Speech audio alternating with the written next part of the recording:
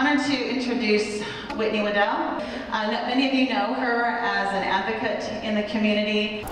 Just as by way of introduction, I have been a gay advocate here in Bakersfield for about 37 years, and we need it. And for 29 of those years, I have been a high school teacher, well, middle school and high school teacher, and it's an interesting mix to put together those two sort of preoccupations. When I went into teaching, people said, you know, you got to be careful because, you know, you're lesbian and if they find out and bad things will happen to you. And my experience is exactly the opposite. And so my first message to all of you is don't let people tell you who you have to be so that you fit in. I don't think I've ever fit into anything, and I'm still here. I would like to first take you through a bit of history about the local LGBT community. I find that most folks are really not aware of kind of where we've been. Before 1979 in Bakersfield, there wasn't much happening as far as an organized community. The fact that California decriminalized homosexuality only in 1976, think about that. California was way ahead of a lot of states. There were police raids locally on the bars that they had regularly. You may have heard about those at places like New York and Chicago, but they happened here all the time. And people's names were put in the newspaper, so if you were busted at a gay bar, you were outed to the entire community. It was pretty humiliating, and that was your punishment. That ought to be illegal all by itself. And people were really connected informally. You had to kind of know someone to kind of get into the community. If there was going to be a community event, usually a house party of some sort, somebody who was going had to invite you. You couldn't just look it up. It wasn't in the newspaper. It wasn't really easily available. And so in 1979, things changed. There came to be an organization in Bakersfield called the Metropolitan Community Church, which I'm proud to say the first organization to be founded in Bakersfield was founded by a woman, Sylvia Sims, who is still active in our community. MCC was not just a church. It was created by the gay community for people in the gay community who felt isolated from their own churches. And so MCC came to town in 1979, and they existed for, what, 36 years? Long time. And they became the hub. They became the organized place. They did advertise. They put a notice in the phone book where you could find them. They put advertisements in the paper when their services were. And when there was anything that came up in the community of a political nature, it was MCC that then organized to have a response. So a lot of what you're about to see came out of that building. In 1981, some of you may remember that a local tire salesman was accused and convicted of murdering 2 gay men out on Round Mountain Road. William Robert Tyak, basically bragged that he was going to kill those 2 faggots, and then he did. And when he was convicted of involuntary manslaughter, which is sort of like if you had an accident, you might be accused of involuntary manslaughter. And he shot one of those men 4 times in the back. And that was a gross injustice. And at the time I was 17 years old, I was in high school. I was only paying attention to current events because we had a class and they made us every day look at the news. And so we started hearing about this case that was happening locally. It was part of our discussion, and it wasn't necessarily the main thing we talked about, but it came up.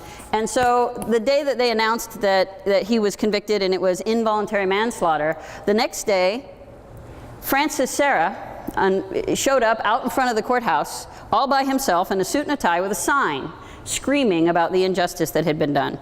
And in my high school class, I remember people saying, "What a joke, can you believe this guy out there all by himself? You can't believe, what an idiot," right? Well, the next day he was out there again, only there were more people with him. And the following day there were more people with him, and by the end of the week I was out there with him, and that was the beginning of my career as an activist in the LGBT community. Thank God for Francis Serra. So it was an exciting time to be involved in politics, and I became very aware very quickly that there's injustice out there. You could kill 2 gay men in Bakersfield and be sentenced to 4 years and serve 18 months. So this is Professor Nancy Bailey. You all know her. She was my predecessor, sort of as the mentor of the community. The sign reads, "If you don't like me, you can kill me. It's legal now." And that's really how we felt, that it was open season, that, this slap on the hand that he got for killing these 2 men meant that anybody who wanted to could justify that they were afraid of us and kill us. And that was a terrifying thought. So we continued to be active.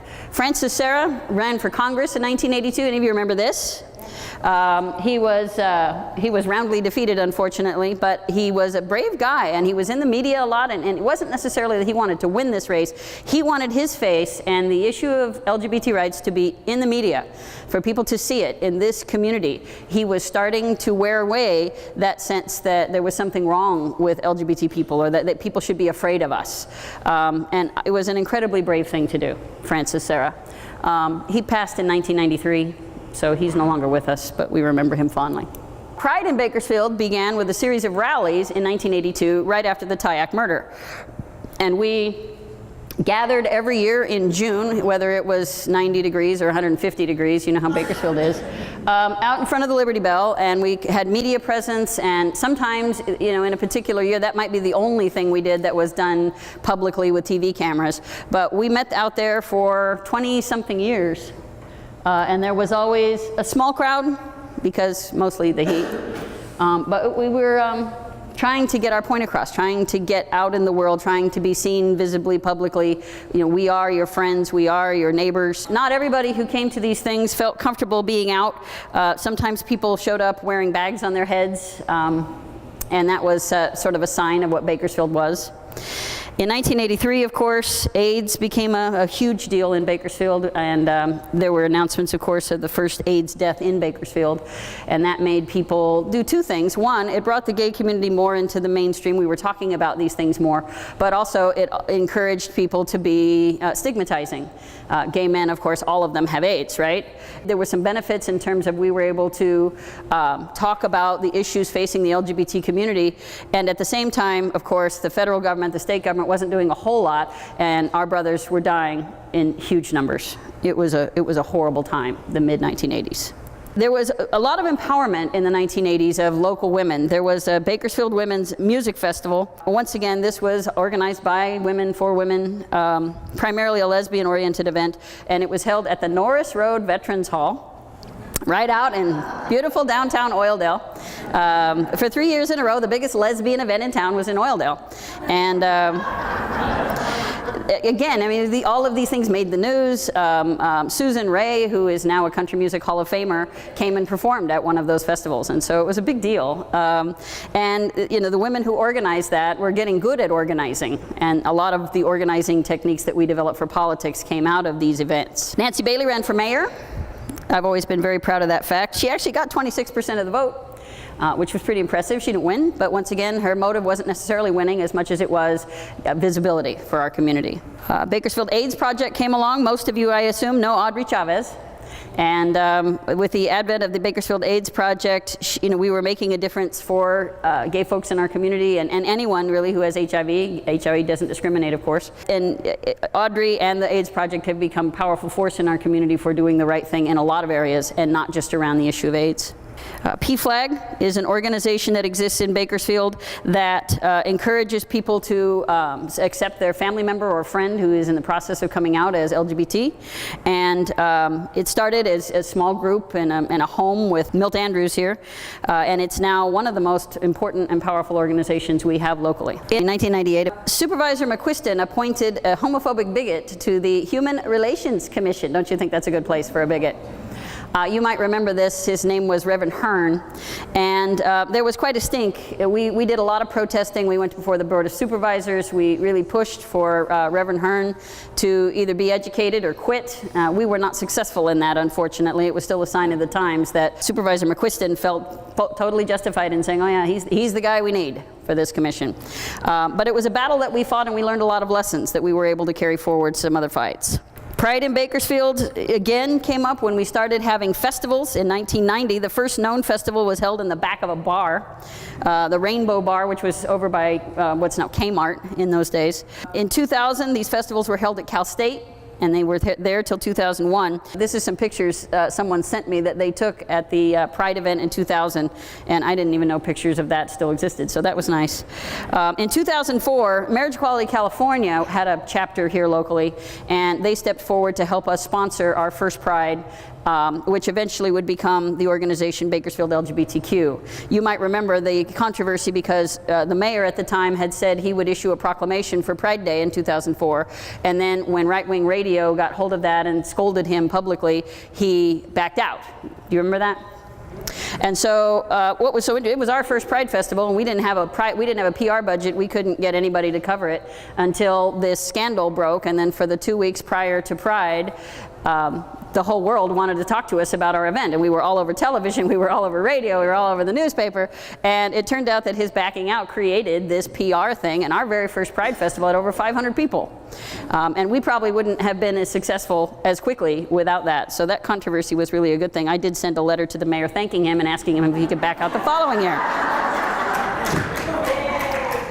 So that, you know, worked out to be a good thing. But we did get a call. Somebody called me up from West Hollywood, the mayor at the time, John Duran, and he said, I hear you're looking for a Pride proclamation from mayor. He said, I'm mayor. And so we continued to get really good PR, from that. This is John Duran, and we also got a number of state proclamations and a variety of things that really kicked off our organization in a way that we didn't expect. And that's when you learn that there's no such thing really as bad PR as long as you're behaving yourself. It's really nice when these kinds of controversies come up because they really help us out. In 1999, you might remember Prop 22.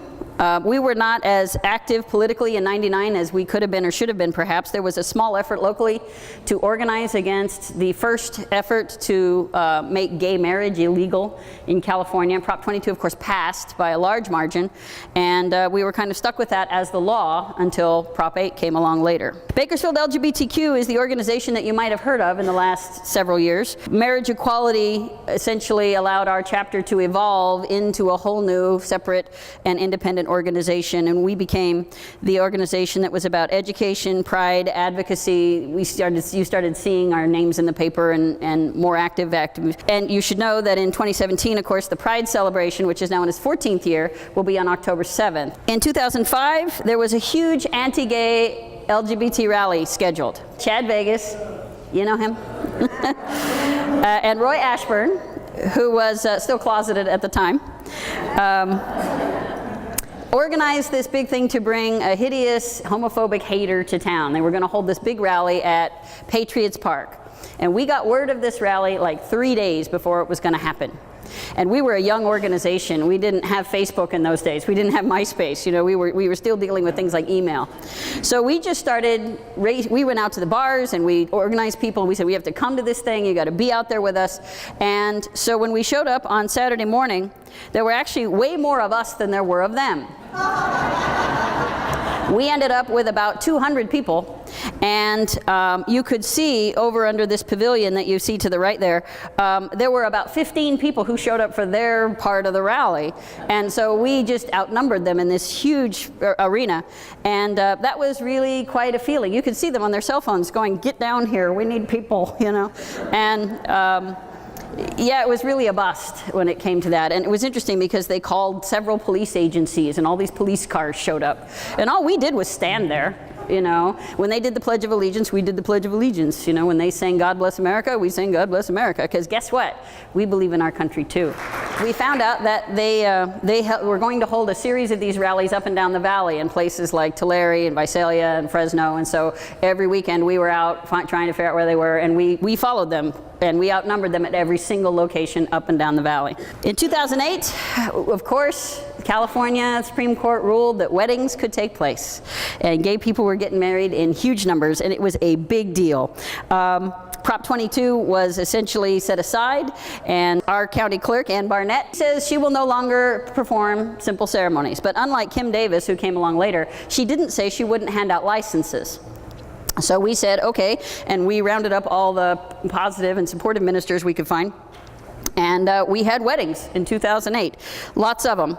And People who had been together, like this couple, for more than 30 years, finally got to end their engagement and get married after all that time. And it was an extremely beautiful day, and we just felt so lucky. And of course, it was those marriages that inspired hateful groups to put up Prop 8 on the ballot. And by November of that year, of course, Prop 8 had passed. We fought Prop 8 tooth and nail. We were out there rallying. We never had a year where we were out on the streets as often as we did over Prop 8. We gave signs to people, we were calling people, we were emailing people, we were out in the street rallying constantly. And it really was a test of our ability to organize, to continue to bring people out day after day, week after week, in locations all over town. We were in Rosedale, we were out by Valley Plaza, we were in Cottonwood once, we were over by Cal State. I mean, anywhere we thought we could get a crowd to see us and know that there were groups of people who didn't support this idea, we were out there. It just really snowballed. I mean, and the community grew. What was so interesting is there was all this hate sort of being lobbied at our community, which was, I guess, supposed to make us like go away or go back into our closets or something like that. And that too backfired, because everybody came flying out of closets to say, we got to stop this. Needless to say, of course, as you know, Prop 8 passed, and in Kern County by about 80%. Which indicated to us that we still had a long way to go, and we still do, but we continue to fight. The Gay and Lesbian Center opened in 2011, and that was a big thing. By 2014, they were in the location where they are now. If you've been downtown, perhaps you've seen the pride flags flying as you go down 18th Street. The center is a hub for education activities, advocacy activities. They just got a big grant to do a bunch of stuff for community mental health. And so we're very glad to have the center up and functioning. And because they also have a building, it gives a central place for people to go. In 2016, you might have been aware of an effort to do something about the hideous candidates that were running for mayor. We didn't have a supportive candidate on that ballot for LGBT rights, and we had one candidate who was out and out hostile, and another candidate who was like, I don't even know what gay people are. And I'm not sure they do yet. In any event, we kind of organized this kind of ad hoc group to get the word out that don't vote for any of them, write in, queer the vote. And so that gave us a real taste for some political power. We don't have that. Because all our organizations so far have been 501c3 nonprofits, we can't organize around politics. We can't say, here's a good candidate, here's a bad candidate. We need to have candidates who believe what we believe, and we need to be able to endorse them. We need to be able to say, this is our candidate. And so the Stonewall Democrats just began forming in the last couple of months, and I would like to introduce you, if I may, to the first president of the local Stonewall Democrats, Michael Castaneda Flores. It's really exciting. So 2 years ago, I went to the California Democratic Convention as a proxy, and I learned there that there were things like Stonewall Democratic clubs up and down the state. Like, wow, that's amazing. We would never have something like that in Kern County.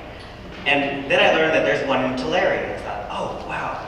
That's a goal. I want to do that. I don't know how, but we're going to have that. And then a couple months ago, Whitney contacted me and said, hey, we want to get this going. Yes, I don't know how, let's do it. So one afternoon, Whitney and many of you know Ricky Perez came over to the house, and we sat around and talked about our hopes and dreams and what we wanted this to be. Did we want it to be a charter club? Did we want it to be independent? And then as we got to more conversation, we said, we need to open it up and have more people in on this conversation, so that's not just the three of us making all of these decisions. So we had our first meeting last month. We put it out on Facebook. We created a page, and we kind of got the word out. And I was hoping for like 5, 8 people, just to have a little discussion on what do we want, the officers, the bylaws, and those kind of things to look like. I turned around the corner at Truxton, and there's cars lined up all in front of the Democratic headquarters. It was amazing. At first I thought, no, they're not here for us. They're not here for us. What are they here for? But then you see all the the Bernie and the Hillary, the other stickers, like, oh wow, these are our folks. So we had I think we had 23 people at that very first meeting that day. It was really inspiring and unbelievable. It's just the kind of presence that showed up. So we're not officially chartered yet. We're in the process. We are gathering memberships, and we're going to be working on bylaws and all of those things just to get fully chartered. Prop 8 was probably when I first got involved in politics, and I remember being at a friend's house, and phone banking for Prop 8 in Kern County was very difficult because it wasn't a targeted list, and like you said, it passed here by 80%. So we got hung up on, and that was the least of our worries, right? It was also being cussed out and you name it. But that's what got me first involved in politics here. And it was, I remember because I worked also on the Obama campaign, so that election night was really inspiring because President Obama won by a landslide. But at the same time, you saw that even though in California probably barely passed, 3 out of 4 of your neighbors disagree with your lifestyle choice, and that was really eye-opening for me. So it's nice to see that this new club is getting started with such an incredible early support. And again, just want to invite you all to please look us up and join us. Thank you.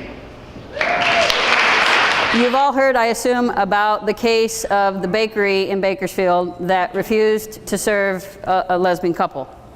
And I wanted to come today and tell you a little bit more about that and give you some details, because I also need to give you some homework.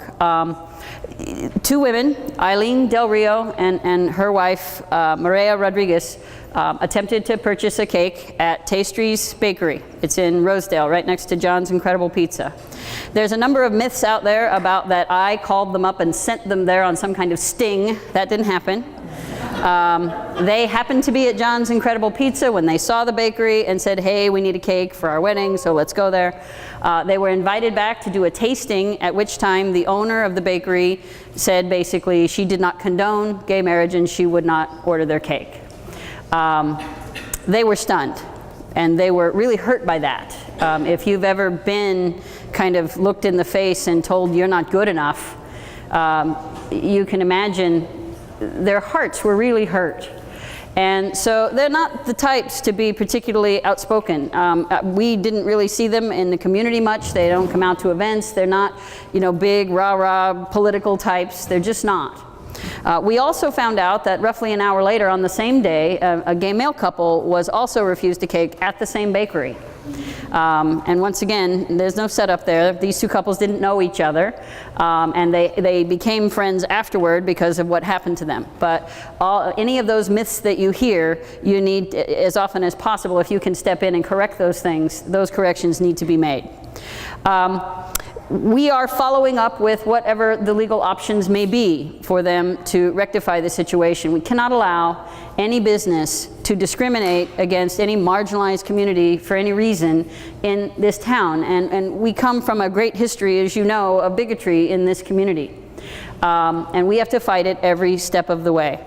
The Department of Fair Employment and Housing has come forward to say that they will legally pursue the matter. And so we'll be meeting with them, in fact, this week to talk about what steps need to be taken to move forward. But because the owner of the bakery actually went on television and said, well, yeah, I did that, it seems like a fairly airtight, open and shut. The question is, does she have a right to say, I won't serve gay people? And that, I hope that's not where we're headed. We live in very troubling times. And so it would be very helpful if you are, especially on social media or as you engage with other people in other parts of your life who may not necessarily share our political views, anytime you hear any of those myths, correct them, jump in and say, that's not what happened.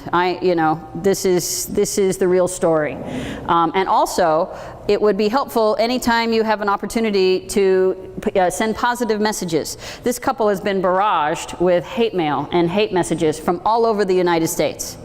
And they've had to lock down their social media and change their email accounts, and it's stunning what they're having to put up with. So any positive messages that you want to send their way, you can send them to me and I'll forward them. Or if you see things happening online on social media where you have an opportunity, oftentimes we see something and we agree with it and we just scroll. It would really help for them to see on these things that people are stepping up and saying, I support that couple. Because this is going to be a long haul. People are going to forget this is even happening. And 2 years from now, there will be a court case and there will be an outcome. But they're going to need support all along the way.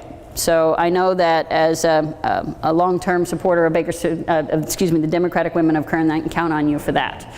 This is a very important issue. It's not just cake. It's not just whether or not you could go somewhere else. It's absolutely about the rights of a person to engage in commerce that is useful and not to be discriminated against in the marketplace. And that's the issue that has to be fought here. Sure, they're going to go someplace else now and get a cake. That doesn't solve the overriding problem for everyone else. If this stands, if she's allowed to do that, then other businesses will also start putting little signs in the window. And they won't just say no gays. They won't just say no transgender people. They're going to say things like no blacks and no Mexicans. Because if you can get away with it fighting against one group, then you can get away with it against all marginalized communities in this town. And we have to put a stop to it, and we have to do it now.